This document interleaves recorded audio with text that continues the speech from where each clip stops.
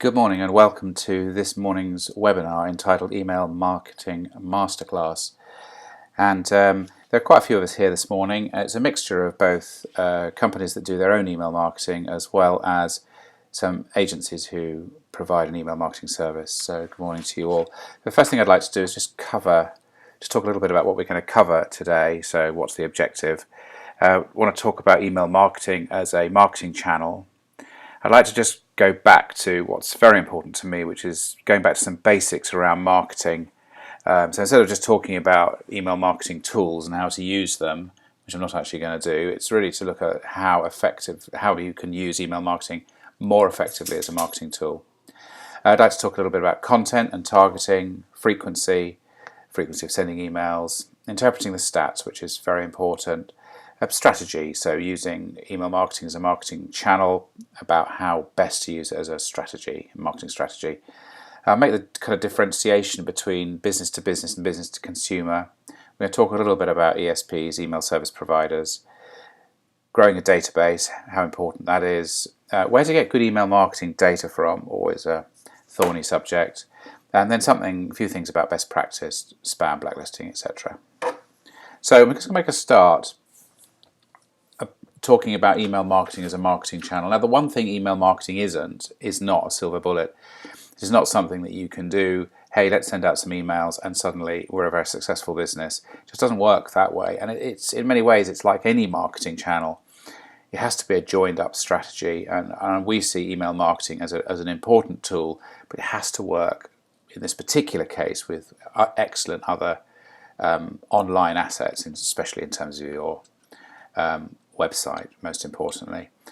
So there are a raft of marketing channels that we all use, and I think the key here is that in the old days, where I came from, I'm an old advertising man really, and an old ad man, back to London agencies selling cigarette advertising and so on. So the world has moved on, and there are a lot of these marketing channels that are sort of perceived as free, and it's a bit of a misnomer really, because anything done correctly takes resource, takes time, takes expertise. So it's really important to remember that any of these things that are perceived to be free do need some resource to make them work well. There are also those that cost a lot of money in terms of PPC, in terms of exhibition, sponsorship and so on. So if I just take a step back then to the whole kind of marketing place that is perhaps at the center of any successful marketing campaign, whatever the marketing channel. And it is this old marketing acronym, attention, interest, desire, and action. And the reality is, if I want to sell a product, I need to attract my audience, I need to interest them, I need to create desire, and I need to give them a call to action. Now that may seem simple, but I would challenge any of you out there, in fact challenge any client, look at what you're doing, look at your messaging. And are you remembering that it isn't about you, it's about your customer's needs, what your customer wants, more than ever. And a couple of examples of things that I like that work this principle very well are these Specsavers ads. Now I'm a Specky, sitting here with some glasses on, and you'll notice with these posters that have been around for what seems like years and years, and these are about, this particular one's 4 or 5 years old, boy and a girl wearing glasses, simple proposition, 2 for 1, 69 quid.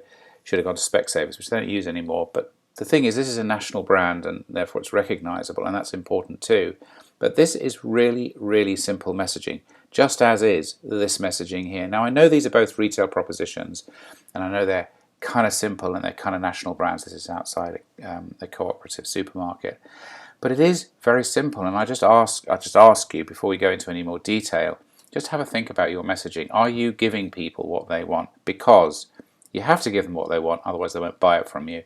If your product and service isn't priced well, if you talk about yourselves, about your passion, how good you are, rather than thinking, hang on a minute, what do I need to put in front of somebody so that they're going to think, yeah, I'd really like that service, I'd really like that product. And it runs throughout everything we do in this marketing space. So I just ask you to think about that. So email marketing is great, I love it. It's good, affordable, targetable, it's measurable. Now we're an agency, so we're working for our clients, and in a sense being measurable isn't a great place to be because we've got to do the job well. But it does mean that you can send an email campaign out and you can get some response from it straight away, and you can measure it. You can see how many people have looked at your email, how many people have opened it, how many people have clicked through. So it is a great direct response medium. Well, I would say that, like any marketing channel, there are people that will sit on an email, or they will look at it, not unsubscribe, not delete you, and then when they're ready, and this is really the point, when they're ready, they may come and buy from you, or may contact you. It's a flexible medium too, because you can change your messages very simply, and crucially, you can easily target and create content that relates specifically to the marketplace that you're talking about. Now, something else that it can do, but it can not do as well, it can build relationships. And I think our attitude towards the content that we write for our clients is that we want to build relationships. We want to be there giving information, giving knowledge, opening doors, so that when a particular customer is ready to buy, they're going to think, yeah, I like this, I'm going to come back. So again, I was talking with a company yesterday, in fact, who are just sending me the same email again and again and again, and I can have a little look down in my history on my mail account, and I can see they're sending me the same email. So actually, it's counterproductive what they're doing. They're just shouting at me, spamming me. Maybe they are, because they're not really thinking about what my needs are. Something else that is a real asset to this marketing channel is that you can market to people at different times, when they're in different places within the customer sales cycle, if you like. So an email to customers, or cold prospects, or a warm lead, a warm prospect or visitor, or a lead that went cold, or a company that you quoted and they haven't bought from you. There are strategic partners and there are influencers too. So I think the key here is to remember that messaging needs to be pertinent and of interest to the particular group you're writing to. And we'll come on to it later, don't be lazy here. Don't send an email newsletter out that says, you're receiving this newsletter because we met you at an exhibition, or you're a customer, or you're a prospect, because you know what, that doesn't make anybody feel very special. And I think the key here is you've got a tool in email marketing where you can directly talk to the people you want to talk to. So it's not like a newspaper, it's not like social media, where messaging needs to be as broad as it is long. This medium is fantastic for talking to people in an appropriate way, and I challenge you, don't be lazy here. Think about the business verticals that you're communicating with, think about the job titles you may be communicating with, and talk to them in a way that is appropriate to them. Now, something else that we bump into a lot and is really interesting, and it's probably absolutely the nub of what we do here at Essentia Mail, because we write all the content for all of our clients, is we were talking with a client who sort of said to me, Nick, we really want, we've got great products, and we're a good-looking company. We really want our emails to kind of stand out from the crowd. And this is an interesting one, because we generally, business to business, write content that is just text-based, no HTML content at all. And so we were challenged to split test an email, and here they are. So this is the first email, the subject line, the technology company, subject line, which I really like, James Bond and his models. When you go to see the next James Bond film, you'll be expecting the very best models. And if you remember the Ice Palace and the Antonov cargo plane in Die Another Day, you'll remember how good those models were. So this is about model making. This isn't about the company yet. So we did the same email with an image, or a bunch of images, a bunch of links. Looks kind of like their website. So how do we do in this split test? Which email generated the most interest? Well, perhaps it's not going to surprise you when I say that we generated 160 clicks, just down here, and 41 of them came from the image-based email. 136, or nearly 3.5 times as many, came from the text-only email. So why is that? Well, this isn't an exhibition stand, and an exhibition stand needs to look as amazing as you can possibly afford, so you look great as a company. This is a place where we are, I'll come on to this in a minute, we're asking the recipient to look at some of our marketing collateral or to look at our sales message. And if you think about it for a minute, and if you think about your inbox after this webinar or after whenever you get in the morning, any time of the day, any emails that are rich in pictorial content, lots of images, logos, long as all the way down a long newslettery type format, you know somebody's selling you something. Whereas if emails are pertinent, well written, and you know what, humble too, your chances of engagement are dramatically increased.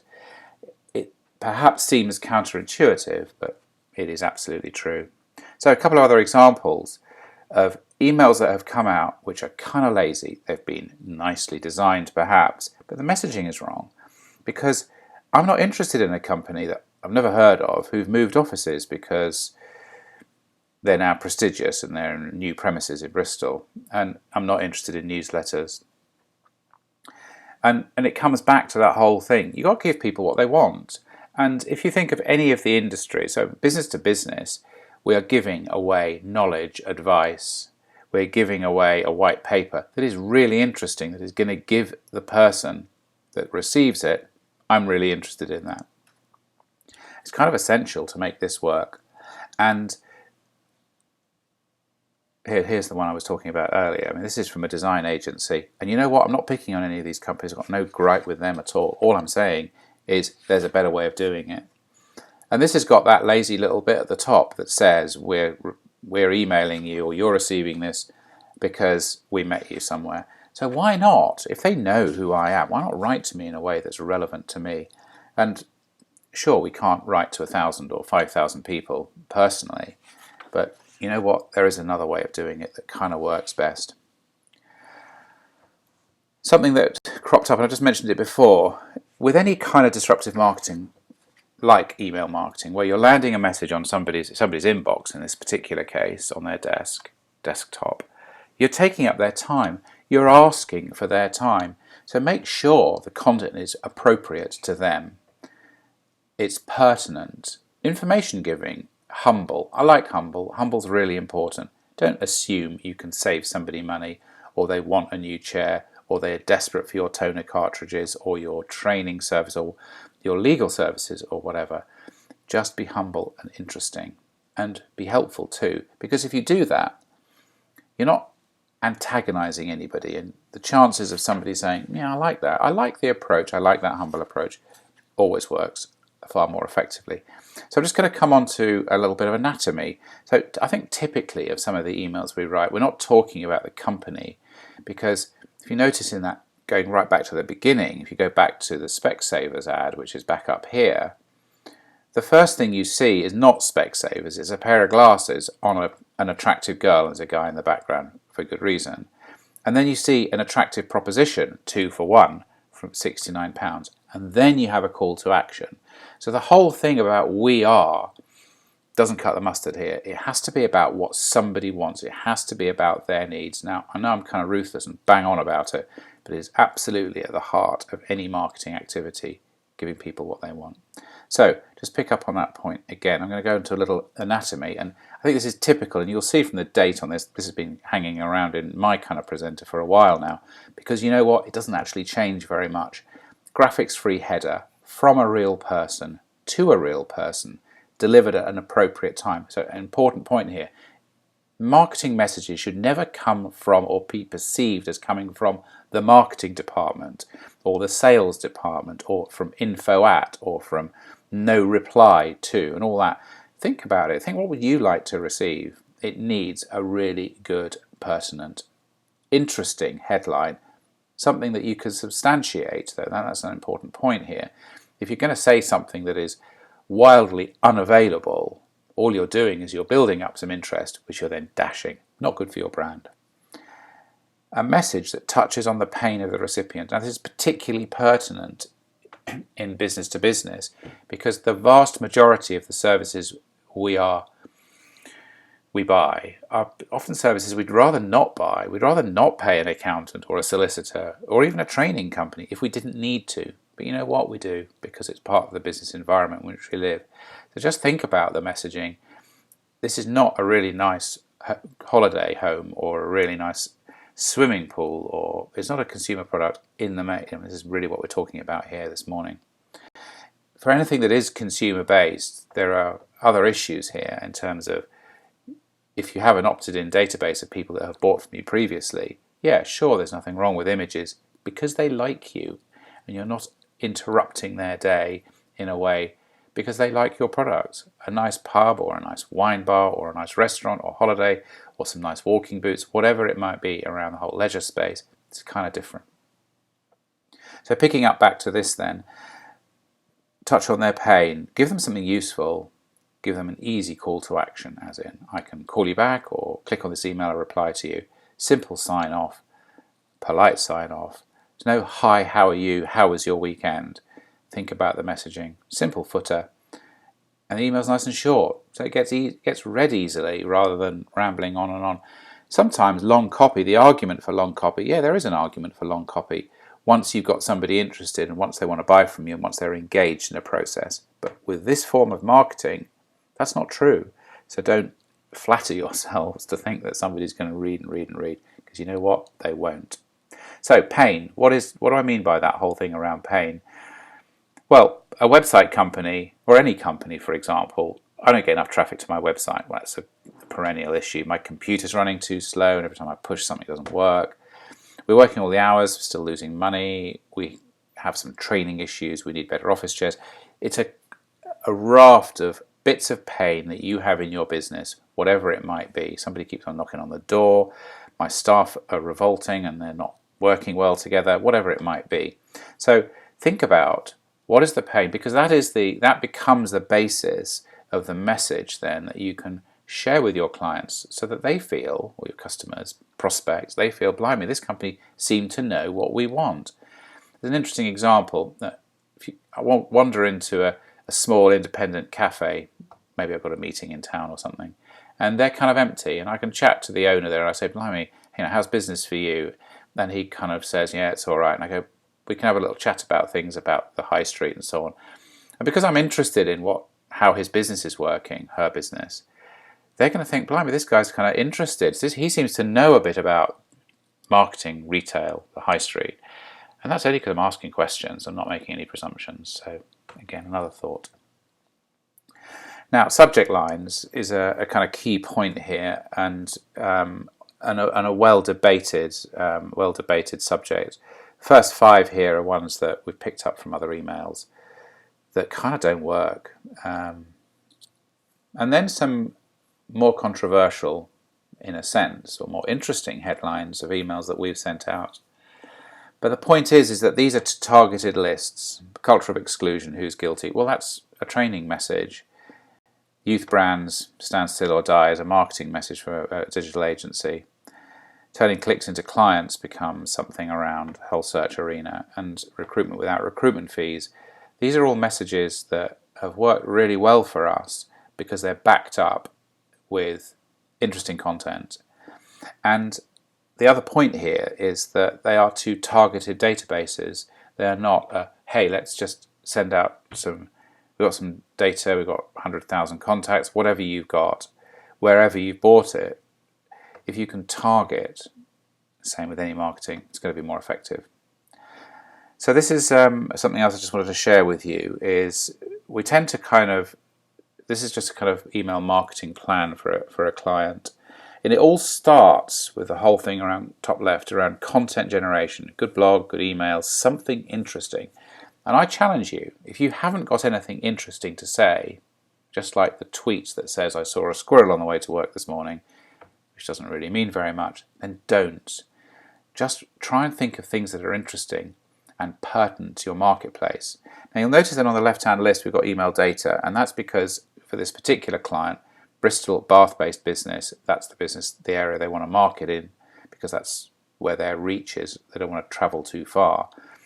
We've got a breakdown of different job titles, different business verticals, and also different geographical areas. And then at the bottom, we've got the click-throughs and the warm data, because those are people that have engaged with this company.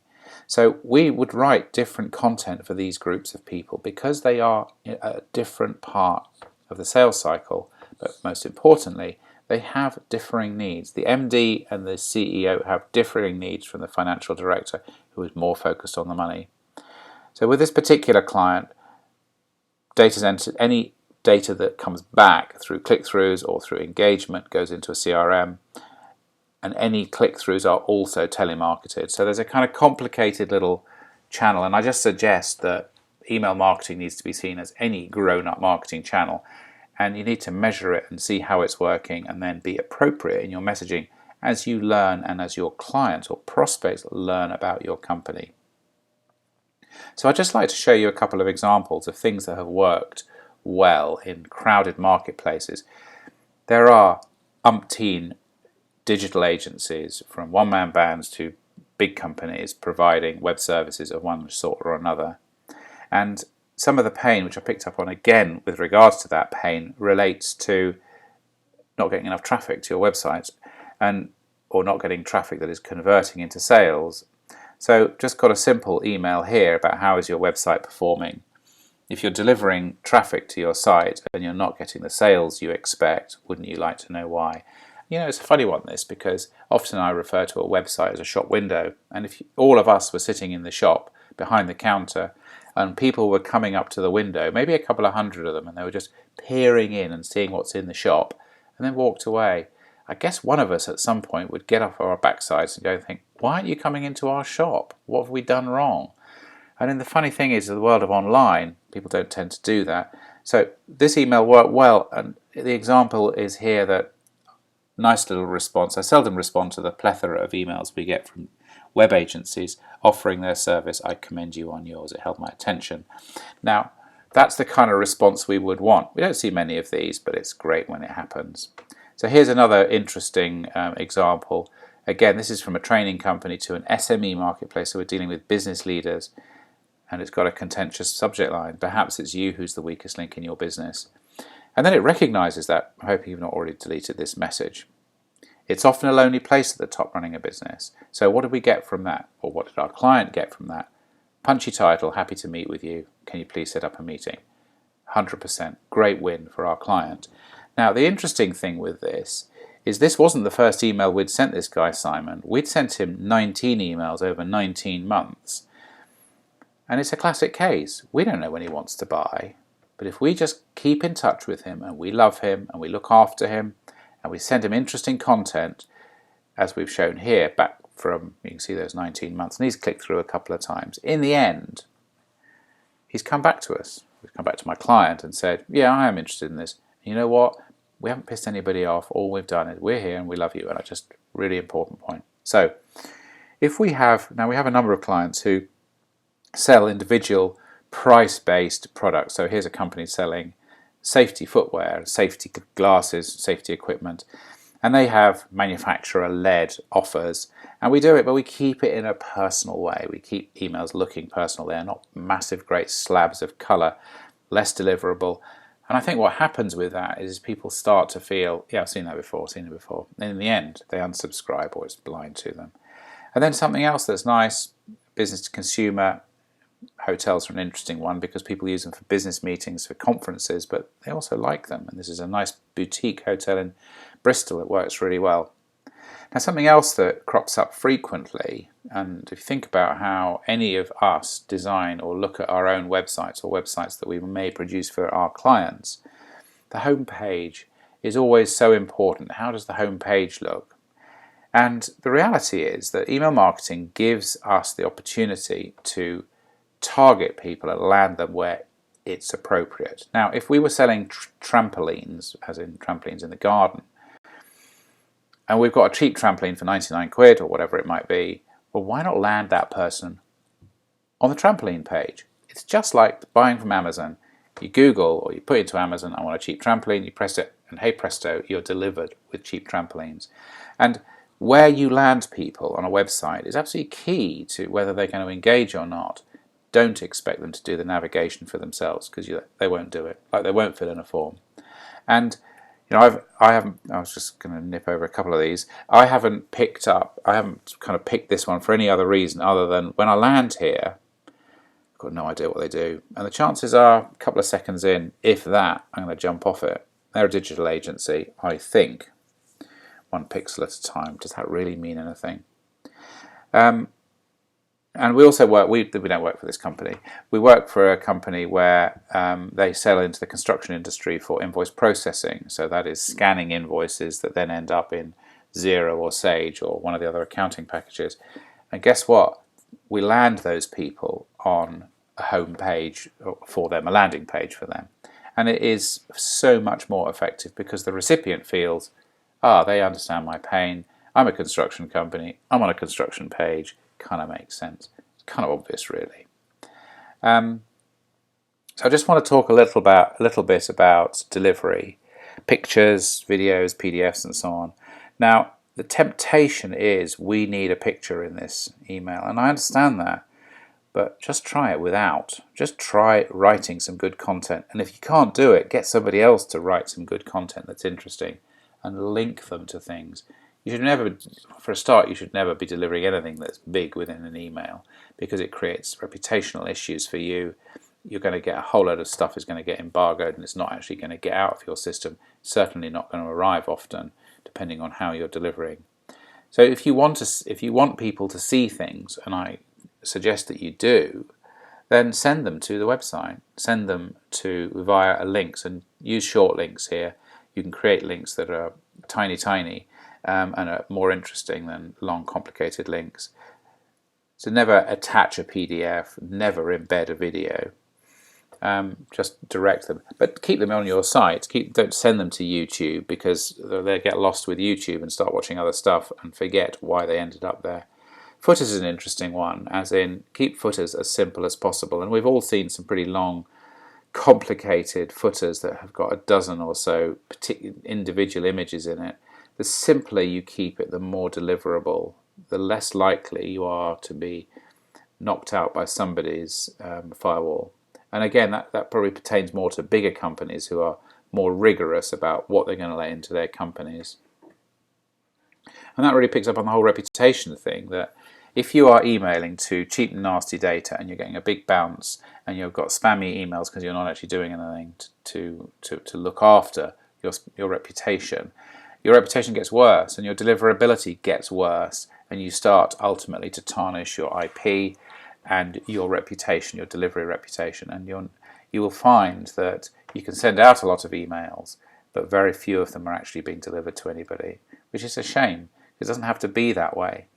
So the key here is to keep your unsubscribes, in terms of reducing your unsubscribes, but if you get unsubscribes, manage them properly. If people don't want to receive emails, manage it properly. And if emails aren't deliverable, and you can ping test and find out some of the things, as in email addresses don't exist, then take them off. Do manage your data well, because the better you manage it, the more up to date it is, the better your delivery is going to be. And I want more to talk about data, because I think it's really, really important. I'm just going to touch on opted in, or what opted in means.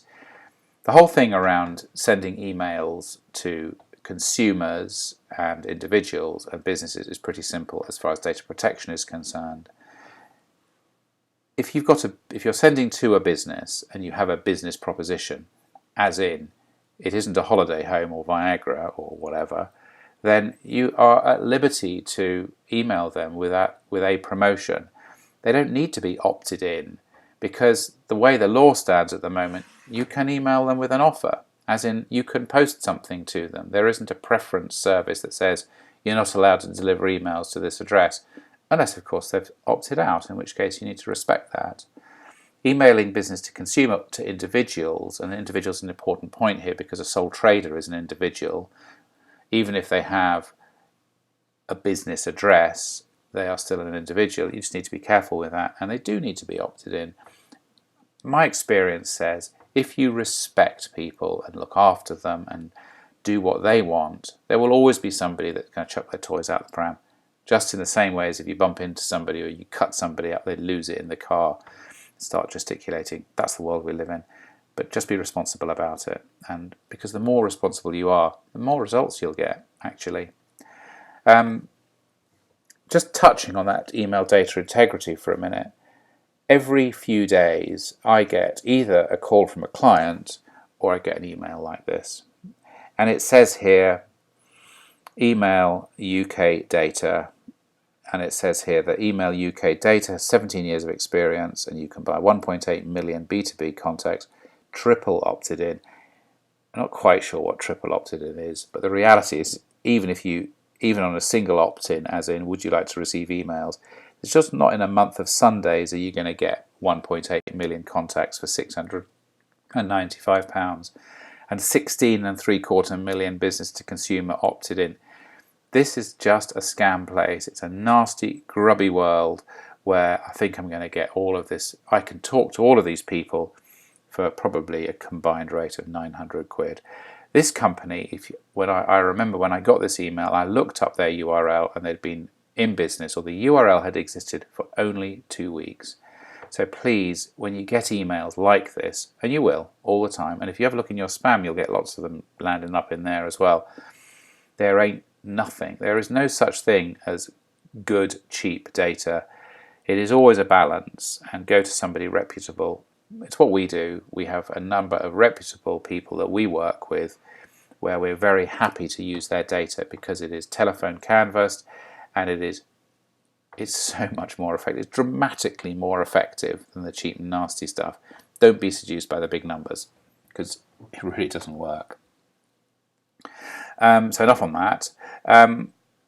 So we've talked a little bit about spam. We've talked about email data. How do you know if it's any good? And also, when you're buying data from a couple of, you get introduced to a company and you're going to buy some content, some email marketing data, just try from the same data, or have 1,000 from each of those companies. Get one of them to dedupe against the other so that you have a couple of thousand clean records, see which works best. And then if you like it, then buy more. Now, data capture is an absolute essential element of growing the database because email marketing data degrades alarmingly fast, 30-40% per annum. So if you're buying a database from somebody, a company, it's out of date as soon as you start using it, and then it degrades pretty damn quick. So at the end of the year, it could be half of it is not deliverable anymore. So do remember that, and which is why I never recommend buying a database, because you're not going to be telemarketing these people, and whatever you've bought is only going to be worth half of what you originally paid for it. So not a great place. Now, frequent analytics is very important too. The whole thing around analytics about measuring is everything, and I kind of agree with that. Ultimately, email marketing is about generating a response. Somebody comes and buys your products and services. Great. But it is important to measure what's working, what people's reaction is to particular links on a website, so that when they're going to the blog. But this is an interesting point. If you're sending people to your website or to a client's website, have a look how long they're staying there. As in, was it actually interesting? You built their interest up. Are they actually going to buy anything or engage with you? So again, on any of these points, if you just want a quick heads up on it about what I mean by some of these things, then email me or give me a call. I'm happy to share my time with you. Frequency and time. Again, how often should you be talking to your prospects? I think a rule of thumb, we probably email around once a month to the people we're talking with, our clients, prospects. Any more than that, you're kind of shouting to people. But what is interesting is that if you're doing something or there's an event, yeah, sure, I can understand as you lead up to it, whether they're delegates coming to an exhibition or to an event or a seminar or whatever it might be. Yes, of course, it's appropriate to do a little bit more. But just remember, if you're sending emails too often, then people become blind.